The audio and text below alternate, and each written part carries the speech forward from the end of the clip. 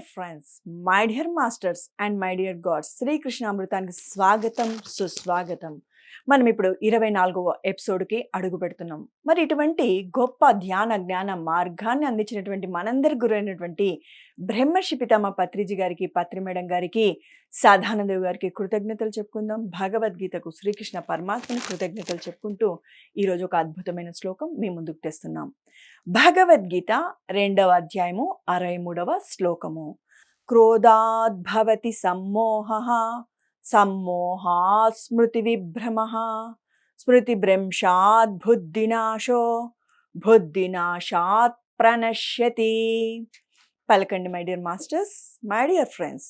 క్రోధాద్భవతి సమ్మోహః, సమ్మోహాత్ స్మృతి విభ్రమః, స్మృతిభ్రంశాత్ బుద్ధినాశో, బుద్ధినాశాత్ ప్రణశ్యతి.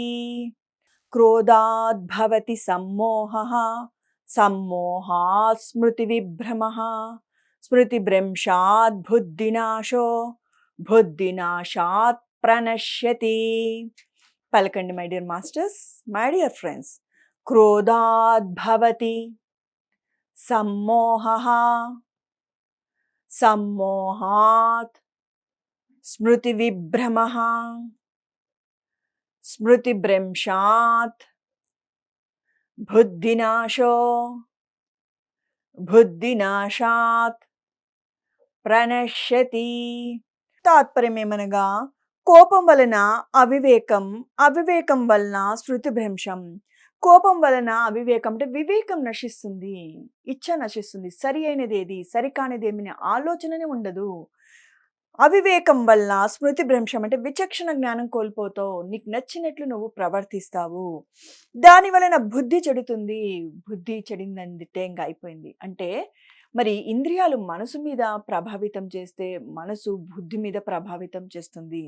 బుద్ధి చెడుతుంది. ఆ బుద్ధి చెడగానే పురుషుడు నశించిపోతాడు, అంటే చెయ్యకూడని దుష్కర్మలు చేస్తాడు. పురుషుడు అంటే పురుషుడు మగవారు అని కాదు. పురుషుడు అంటే మరి ఇక్కడ అర్థం చేసుకోవాల్సింది ప్రకృతి మీద ఆధారపడే జీవించే వారు అని అర్థము. స్త్రీ పురుషుడు, చిన్న పెద్ద, ముసలి ముతక అందరూ సమస్త మానవాళికి సంబంధించిన విషయము. నాకు సంబంధించినది కాదు అనరాదు. అందరిలో ఉన్నాయి. చిన్న పిల్లవాడిలో ఉన్నాయి కోరికలు, పెద్దవారిలో ఉన్నాయి, యుక్త వయసులో వాళ్ళకు ఉన్నాయి, ముసలి వాళ్ళకు ఉన్నాయి, కాటికి కాలు చాపిన వాడికి కూడా కోరికలు కోకల్లలుగా ఉన్నాయి. అందరికి సంబంధించి కృష్ణ భగవాన్ మనకి ఇక్కడ వివరణ ఇచ్చారు. బుద్ధి చెడగానే పురుషుడు నశిస్తాడు. మరి ధ్యాన వివరణ బ్రహ్మర్షి పితామహ పత్రిజీ మనందరికీ అద్భుతంగా వివరించారు. శ్రద్ధగా ఆలకించండి. విషయాశక్తి వల్ల సంఘం పెరుగుతుంది. విషయాశక్తి, విషయాల మీద నీకు ఆసక్తి కలగడం వల్ల బయట ప్రాపంచికమైనటువంటి విషయాల పట్ల నీకు ఎప్పుడైతే ఆసక్తి కలిగిందో సంఘం పెరుగుతుంది. అంటే ఆసక్తి పెరుగుతుంది కదా, అది. సంఘం వల్ల కామం కలుగుతుంది. సంఘం అంటే ఆసక్తి అని అర్థం. ఆసక్తి వల్ల కామం అంటే కోరిక కలుగుతుంది. నాకు కావాలి, నేను పొందాలి అని గత శ్లోకంలో అద్భుతంగా వివరించినప్పటికీ కృష్ణ భగవాన్ పదే పదే కొన్ని శ్లోకాలను 2, 3, 4, 5 శ్లోకాలుగా కూడా చెప్తూ వస్తారు. దాని యొక్క అంతరార్థం ఏమో తెలుసా? మనము ఎక్కడ వీక్గా ఉన్నామో, బలహీనంగా ఉన్నామో ఎవరికి తెలుసు? మనల్ని సృష్టించిన సృష్టికర్తకు బాగా తెలుసు. అందుకని 1కి 4 సార్లు 10 సార్లు పదే మనకు రకరకాల ఉదాహరణలతో మన ముందుకు తీసుకొచ్చారు. మనలో ఉన్నటువంటి ఏ మూలలోనైనా కోరికలు త్యజించమని చెప్పారు. గత శ్లోకాల్లో కూడా చూసాం. నీకు ఏ మూలలో కూడా నీలో కోరిక అనేది ఉండరాదు. అవసరం సమంజసమే, ధైర్యంగా ఉండండి. కోరికనే అసమంజసం అంటున్నారు. నీడ్స్, మినిమం నీడ్స్, అవి లేకపోతే కష్టం, మన మనుగడకు కష్టము, మన జీవితానికి కష్టము అన్నప్పుడు నువ్వు వాటిని స్వీకరించు. అలా కాకుండా ఉన్నా కూడా ఇంకా కోరుతూ ఉంటావు చూడు ఎక్స్ట్రా, అది కోరిక. ఆ చిన్న తేడాని మనం ఎప్పుడు మర్చిపోరాదు. కామం తీరకపోతే క్రోధం వస్తుంది. కామం అంటే కోరిక. కోరిక తీరకపోతే క్రోధం వస్తుంది. ఈ క్రోధం నుంచే సమ్మోహం వస్తుంది. క్రోధం అంటే కోపం. ఈ క్రోధం నుంచే సమ్మోహం వస్తుంది. సమ్మోహం అంటే విపరీతమైన మోహం. ఇది లేకపోతే నేను ఉండలేను, నాకు కావాల్సిందే. ఎంతమంది చేతులు కోసుకున్న వాళ్ళు లేరు? హాస్పిటల్‌కి ఒకసారి వెళ్ళి రీసెర్చ్ చేయండి. ఇంట్లో వస్తువులు కొనీయకపోయినా, ఫారిన్ చదువులకు పంపించకపోయినా, లేకపోతే ఓ బిజినెస్ పెడతామంటే తల్లిదండ్రులు ఒప్పుకోకపోయినా, ప్రేమించిన వ్యక్తిని పెళ్లి చేసుకోవడానికి ఒప్పుకోకపోయినా, ఇలా రకరకాల కారణాలతో చేతులు కోసుకున్న వాళ్ళు, సూసైడ్ చేసుకున్న వాళ్ళు కోకొల్లలుగా ఉన్నారు. ఆ కోరిక తీరాల్సిందే అని తపించిపోయే వాళ్ళున్నారు. చావడానికి గాని, చంపడానికి గూడా వెనుకంజ వేయడం లేదు. తప్పు అని గూడా ఆలోచించడం లేదు. విచక్షణ కోల్పోతున్నారు. కోరిక అంత ప్రమాదమైనది. ఆ కోరిక తీర్చుకోవడం కోసము బిడ్డ ఏదైనా కోరిక అడిగాడు. తండ్రి యొక్క స్థితికి సరిపోదు. అంటే అధికమైన కోరిక. స్థితిగతిని చూసి మనం ఖర్చు పెట్టాలి అంటారు కదా! బిడ్డ కోరాడని బిడ్డ మీద ఉన్న అతి మమకారంతో, గారాబంతో ఆ తల్లిదండ్రులు చెయ్యకూడని కర్మలు చేస్తున్నారు. అప్పులు చేస్తున్నారు. అప్పులు తీర్చలేక అంటే వాళ్ళు ప్రాణాలు తీసుకుంటారు. ఎందుకు వాళ్ళ బిడ్డకు కావాల్సిన కోరిక తీర్చారు. కానీ ఎవరైతే నువ్వు అప్పులు తీసుకుంటావో, నీ బిడ్డ కోరిక కోసమో వాళ్ళు ప్రమాదంలో పడివేస్తున్నావు కదా! అది ఆలోచించాలి మై డియర్ మాస్టర్స్. మన కోరికల కోసము మన వస్తువులు అమ్ముకోవడంలో తప్పు లేదు. పక్కవారికి ఆశ చూపిచ్చి వడ్డీలు అంటారు కదా! రూ. 5, రూ. 10 వడ్డీలకు బిడ్డ కోరిక తీర్చడం కోసము నేను ఎలాగైనా తీర్చేస్తాను అనుకుంటాడు ఆ తండ్రి కూడా. తెచ్చి ఆ కోరిక తీరుస్తావు. ఆ అబ్బాయికి ఒక నెలలో, 2 నెలలో మరింకొక కొత్త కోరిక పుడుతుంది. ఇది అవునంటారా? కాదంటారా? చూడండి ఈరోజు మనము ఉగ్గాని బజ్జీ తినాలి అనుకుంటాము. హ్యాపీగా మంచిగా వైఫ్ చేసి పెడుతుంది. మంచిగా తింటాం. వైఫ్ హ్యాపీ, పిల్లలు హ్యాపీ, హస్బెండ్ హ్యాపీ. మరునాడు పిల్లవాడు ఇంకొక కోరిక కోరుతాడు. ఆ మరునాడు భర్త ఇంకొక కోరిక కోరుతాడు. ఇంకొక కోరిక కోరుతారు. నేను ఈరోజు ఇడ్లీ వడ తినాలనుకుంటున్నాను. ఈరోజు మంచి స్వీట్స్ చేసి పెట్టు. మంచిగా పకోడీ, బజ్జీ చేసి పెట్టు. కోరిక ఎక్కడ అడ్డుపడింది? కోరిక కాదంటారా? అవునంటారా? నీడ్స్ లేవు ఇంట్లో, ఏం లేవు అవన్నీ థింగ్స్. కానీ నాకు కావాల్సిందని ఏడ్చి పేచి పడేవాళ్ళు ఎంతమంది లేరంటారు? వాటితో పర్వాలేదు. మహా అంటే 500, 300 రూపాయలతో అయిపోతుంది. పక్కన ఒక వివాహానికి వెళ్ళొచ్చి ఆ ఆభరణాలు చూసి భర్తతో గొడవ పడిన భార్యలు ఎంతమంది లేరు? చీరలు చూసి, ఈ ఆభరణాలు చూసి వాళ్ళు ఇంత గొప్పగా చేశారు. మన బిడ్డకు అలానే చెయ్యాలని తగువులు పడేవాళ్ళు ఎంతమంది లేరంటారు మన చుట్టూ? దీనినే కోరికలు అంటారు. సమ్మోహం అంటే విపరీతమైన మోహం. అది లేకపోతే ఉండలేను అన్నంత మోహము.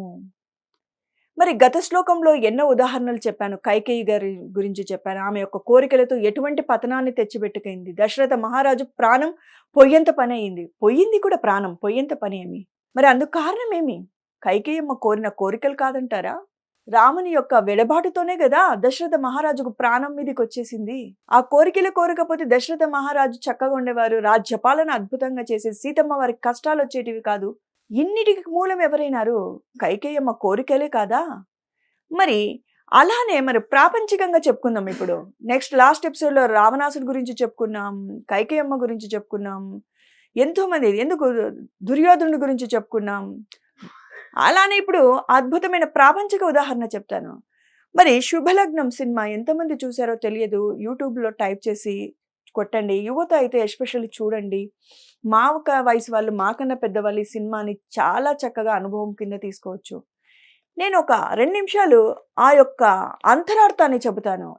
ఇక్కడ భగవద్గీత చెప్పడానికే వచ్చాను. కానీ ప్రాపంచికమైన విషయాలు మనం తొందరగా కనెక్ట్ అవుతాం. గరికపాటి గారు గాని, చాగంటి గారు గాని, పరిపూర్ణానంద స్వామి గాని, బ్రహ్మర్షి పితామహ పత్రిజీ గారు గాని, బయట జరుగుతున్న విషయాలను మన ముందుకు తీసుకురావడానికి వాళ్ళ యొక్క ఉద్దేశం ఒకటే. తొందరగా మనకు అవగాహన కలుగుతుంది.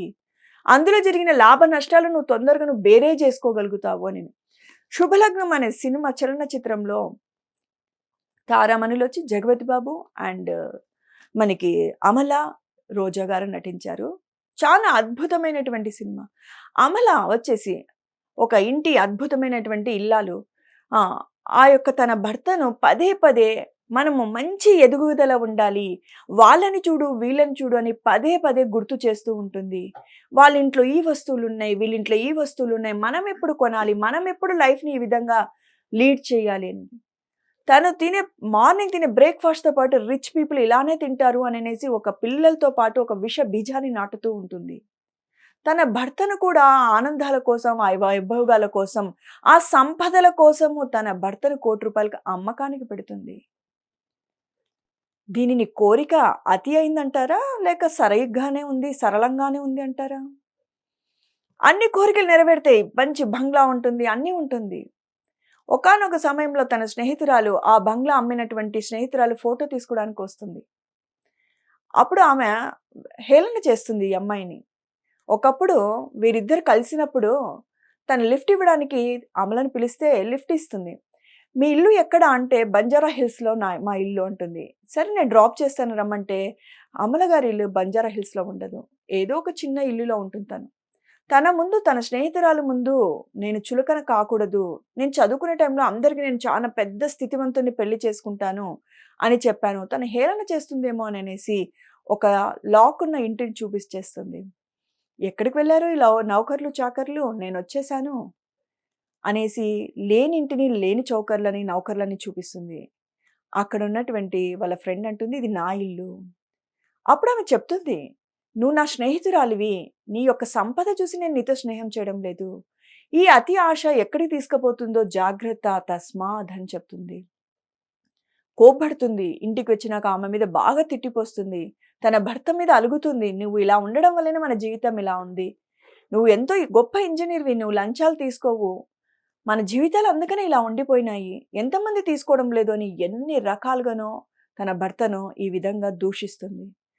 ఒకసారి ఒక మంచి బేరంలో తన భర్తను అమ్ముకుంటుంది. సిరి సంపదలొస్తాయి, భోగభాగ్యాలొస్తాయి. తన బిడ్డలకి దూరమవుతుంది, భర్తకు దూరమవుతుంది. అప్పుడు కళ్ళలో పొరలు ఆమెకు విడబడతాయి. ఏం చేసేది ఆ సంపదలు? డబ్బు, నగలు, కారు, బంగ్లా, స్నేహితులు, అంత రిచ్ పీపుల్‌తో పేకాటాలు ఆడుకుంటూ ఎంజాయ్ చేస్తుంది. 1 సంవత్సరం, 2 సంవత్సరాలు.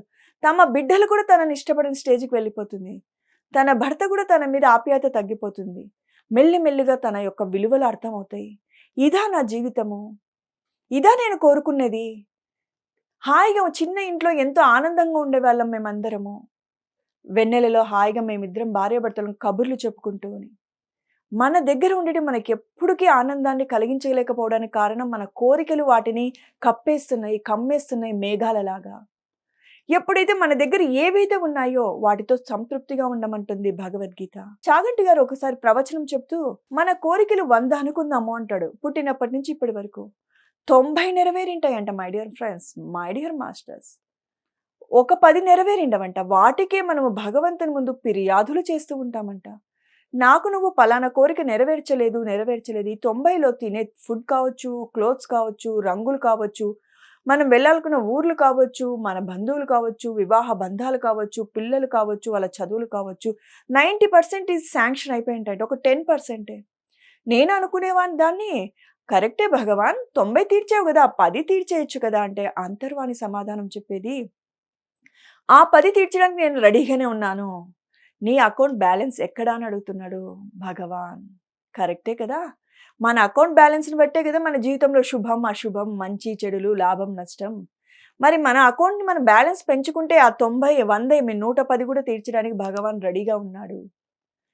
ఇంకొక విషయం, ఇంకొక అడుగు ముందుకేసి భగవద్గీత చెప్తుంది. ఆ 10 వస్తే, ఆ 10 కూడా నెరవేరిస్తే నువ్వు పతనమైపోతావని నేను ఆపాను. నీ కళ్ళకు పొరలు కమ్ముకుంటాయి, అహంకారిగా ప్రవర్తిస్తావు, దుష్కర్మలు చేస్తావు, ఎన్నో కష్టమైన జన్మలు ఎత్తాల్సొస్తుందని ఆపాను అని అంటాడు. చూసారా? అందుకని పత్రిసారి అంటాడు, నీకు ఏదైతే లభించిందో అందులో ప్రశాంతంగా, హాయిగా, ఆనందంగా జీవించు. వస్తే రాని, పోతే పోని, ఉంటే ఉండని. మరి మరి పత్రిజీ గురువుగారు ఆ మాట చెప్పారు. గురువుగారికి సదానంద యోగి మన పత్రిజీ గారికి చెప్పారు. పత్రిజీ సారు మనందరికీ ఎప్పుడు చెప్పేవాడు, నాకది మహామంత్రంలాగా ఉంటది. ఈ సంకల్పాలు పెట్టడాలు, నెరవేరుతాయా? నెరవేరవా? కరెక్టా? రాంగా? ఈ కన్‌ఫ్యూజన్ ఏముండదు, నాకు హాయిగా ఉంటది. మరి అటువంటి అద్భుతమైన గురువుకు మనం గట్టిగా క్లాప్స్ కొట్టుకోవాలా వద్దా? గట్టిగా క్లాప్స్ చేయండి. మరి ఇటువంటి గురువు లేకపోతే మన జీవితం అంధకారంగా ఉండేది, బాధగా ఉండేది. బాధ పెడుతూ ఉండేవాళ్ళం, బాధపడేవాళ్ళం. మనం బాధపడినా అదొక రకం.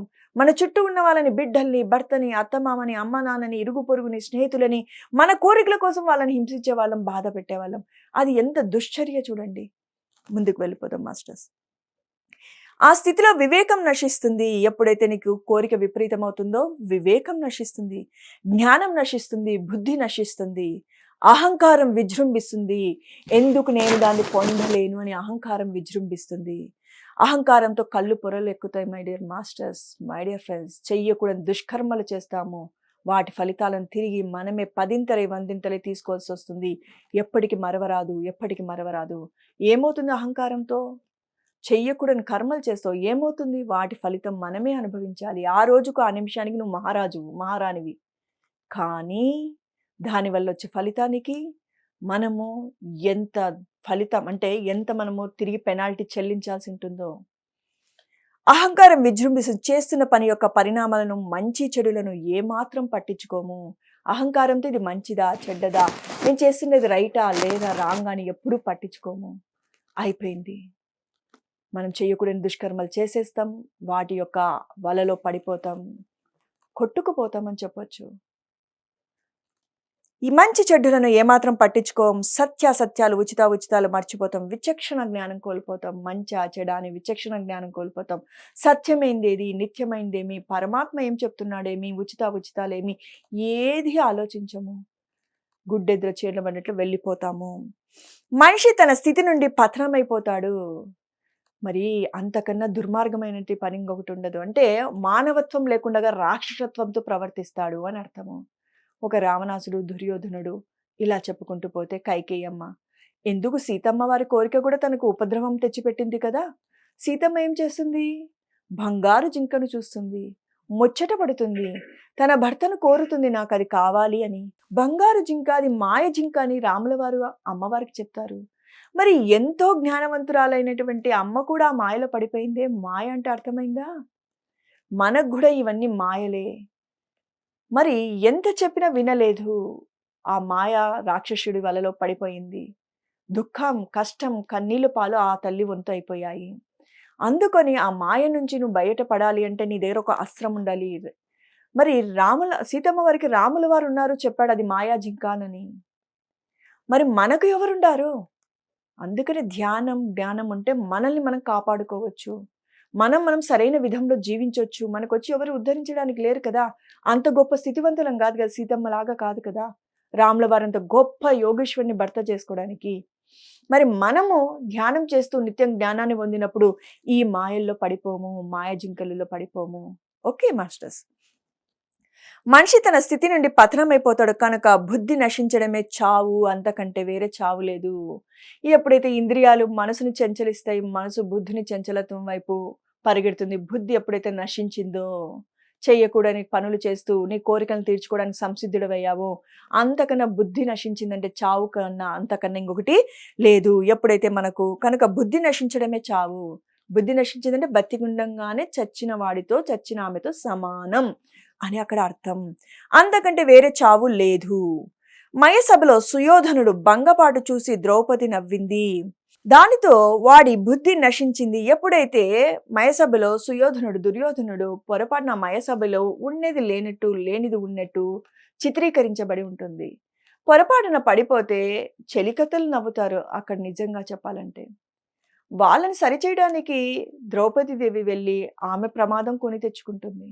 తనేదో నవ్విందనుకొని పదే పదే ఆ నవ్వుని గుర్తు తెచ్చుకొని లక్షల వందల ద్రౌపదీదేవులుగా ఆయన కనపడి ఒకటే పకపకా నవ్వుతున్నట్లు అనిపించి ఉద్రేకంతో, కోపంతో, ఆల్రెడీ వీళ్ళంటే చాలా కోపం, వాళ్ళని నాశనం చేయాలని చిన్నతనం నుంచి, చిన్న బిడ్డలు ఉన్నప్పటి నుంచి వాళ్ళలో ఆ విష బీజాలు ఉన్నాయి.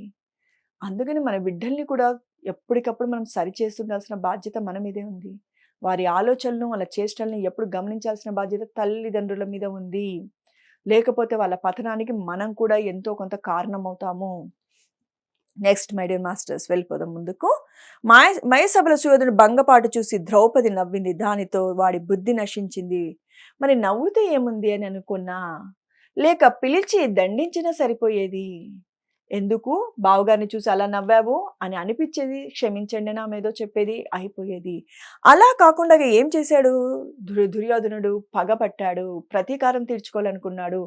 తన పతనానికే కాదు, సమస్తం వంశానికే 100 మందే కాదు, ఇటు రాజ్యం, అటు రాజ్యం, సైనికులు ఎంతోమంది మరణం అంటే సర్వనాశనానికి కారణమైనాడు.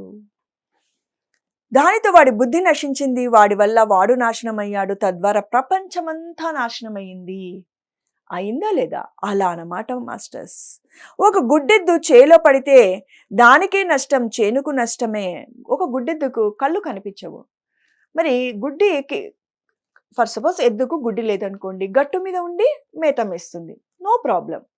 తనకేమి గాయాలు కావు, చేను కూడా చెడిపోదు. ఒకవేళ కళ్ళు కనిపించని ఎద్దు ఉందనుకోండి, అది చేలో పడిందనుకోండి, తను ఎలా అంటే అలా తొక్కుకుంటూ పంటను పోతుంది. పంట చెడుతుంది, తనకు కూడా ఆ ముళ్ళులు, చెట్లు కోసుకుపోయి తనకు కూడా శరీరం గాయమవుతుంది. మనం అలా ఉండరాదు అని దాని అర్థం. ఒక గుడ్డెద్దు చేలో పడితే దానికే నష్టమే, చేనుకు నష్టమే. మోహాంధకారంతో ఉన్నవాడు విలువలు తలక్రిందులు అయినవాడు.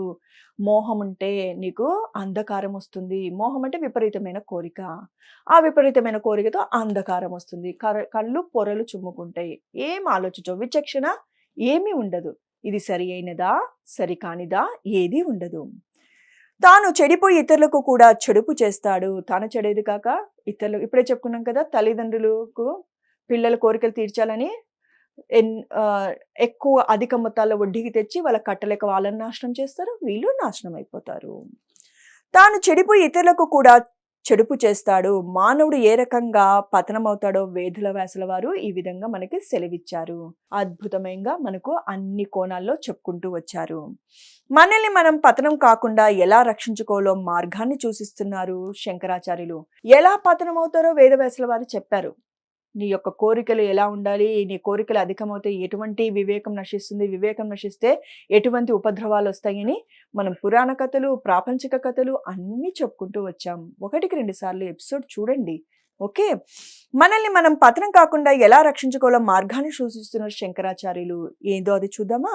మరి శంకరాచార్యులు వారి యొక్క భజగోవిందంలో సత్సంగత్వే నిస్సంగత్వం, నిస్సంగత్వే నిర్మోహత్వం, నిర్మోహత్వే నిశ్చల చిత్తం, నిర్మల చిత్తే జీవన్ముక్తి అద్భుతంగా చెప్పారు. దాని యొక్క వివరణ జస్ట్ 3 లైన్స్. శ్రద్ధగా వినండి. మనకు టెక్నిక్ నేర్పిస్తున్నారు శంకరాచార్యులు.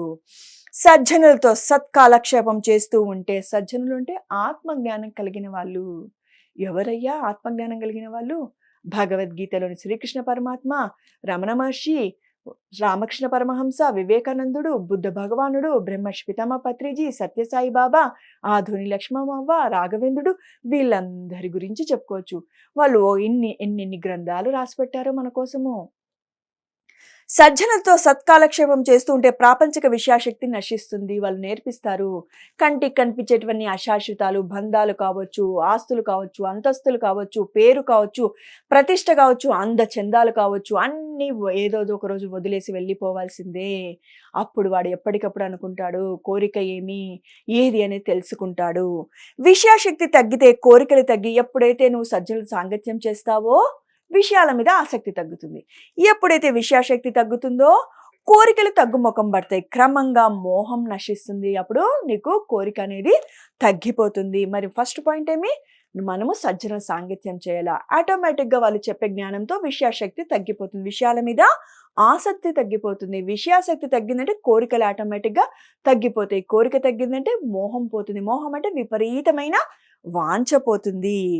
తద్వారా మనసు నిశ్చలమవుతుంది. ప్రశాంతంగా ఉంటావు. ఉన్న వాటితో ఆనందంగా ఉంటావు. గుడిసెలో ఉన్నావా, బంగ్లాలో ఉన్నావా అనవసరం. నువ్వు ఎంత ప్రశాంతంగా ఉంటున్నావు అనేది అవసరం. నిశ్చలమైన చిత్తమే అంటే నిశ్చలమైన మనసే జీవన్ముక్తి అంటున్నారు. జీవుడికి ముక్తి ఎప్పుడు లభిస్తుందయ్యా అంటే నీ మనసు చంచలత్వంలో లేనప్పుడు, ప్రశాంతంగా ఉన్నప్పుడు, ఉన్న వాటితో ఆనందంగా ఉన్నప్పుడు. ఇదే చెప్పారు శ్రీ ఆదిశంకరాచార్యుల వారు. అర్థమైందనుకుంటాను. అర్థం కావడానికి ఇంకొక పని కూడా చెయ్యొచ్చు. 1-2 సార్లు ఎవరైనా గురువు చెప్పిన విషయాలు పదే పదే విందాం. మనము పాయింట్స్ రాసుకుందాం. వాటిని నెమరేద్దాం. శ్రవణ, మనన, నిధిధ్యాసనం కావాలి. మరి శ్రవణం అయిపోయింది. మననం ఎవరి వంతు?